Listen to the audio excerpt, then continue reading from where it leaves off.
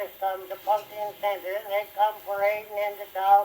Bands are playing, banners are flying, animals poking their heads out of the cages. And I said to Ezra Hoskins, Ezra, let's you and me go down to the circus. He said, all right, Joshua. Well, we got on our store clothes, our new boots, put some money in our pockets, and went down to the circus. And I never seen anybody in my life cut up any more fool capers than Ezra Hoskins did.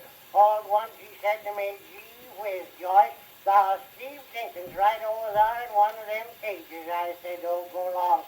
You silly old fool, that ain't Steve Jenkins. He said, well, now, guess I ought to know Steve Jenkins when I see him. I put in here raise Steve. Well, we went over to the cage and want no man at all. Nothing only a darned old baboon.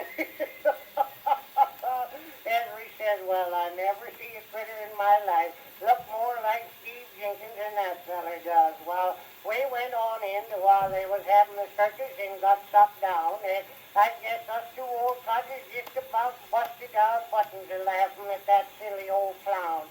He told a lot of silly jokes. He told the ringmaster that his uncle committed suicide different than any other man ever committed suicide. The ringmaster said to him, well, sir, how did your uncle commit suicide? And that silly old clown said, why, he put his nose in his ear and blowed his head off.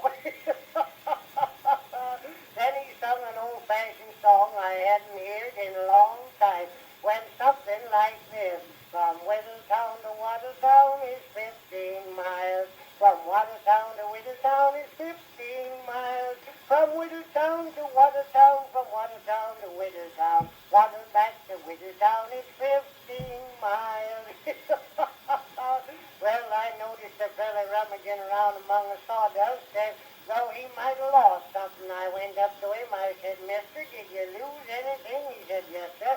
I lost $10 bill, and if you find it, I'll give you $2.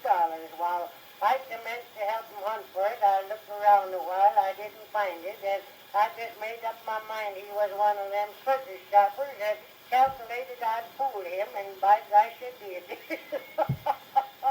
When he wasn't looking, I pulled a $10 bill out of my pocket and gave it to him, and he don't know yet, but what it's the same one he lost.